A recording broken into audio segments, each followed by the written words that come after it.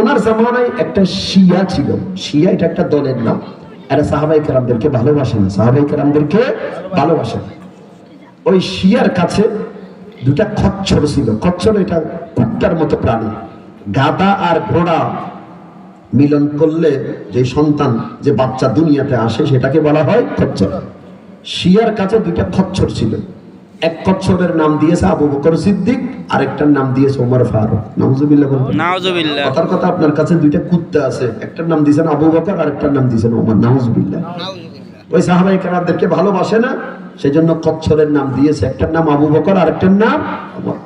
আপনারা জানেন আবু বকর সিদ্দিক তবিয়তগতভাবে একটু নরম, ওমর ফারুক রাদিয়াল্লাহু আনহু উনি একটু তবিয়তগতভাবে গরম।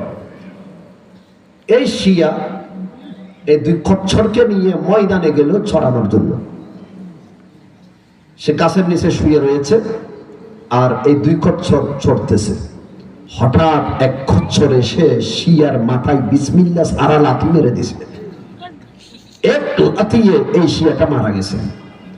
আবু হানিফা রাহমাতুল্লাহি আলাইহির দরবারে খবরটা যখন পৌঁছলো, আবু হানিফা বলতেছে, আমার মনে হচ্ছে যার নাম ওমর রেখেছে সেই লাথি মেরেছে, কারণ ওমর একটু গরম, ওমর একটু গরম। খবর নিয়ে দেখা গেল যার নাম ওমর রাখছে এতে কাজ শেষ করছে। তো বাচ্চার কাজের মধ্যে নামের একটা অ্যাকশন আছে, কাজের মধ্যে নামের একটা কি আছে, অ্যাকশন আছে। সেজন্য সন্তানের নাম ঠিক মতে রাখবেন।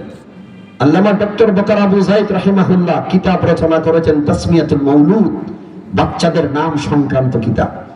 এই কিতাবে তিনি লিখেছেন নামের 5টি স্তর আছে। কতটি স্তর? 5টি স্তর। এক নাম্বার হলো আব্দুল্লাহ, আব্দুর রহমান।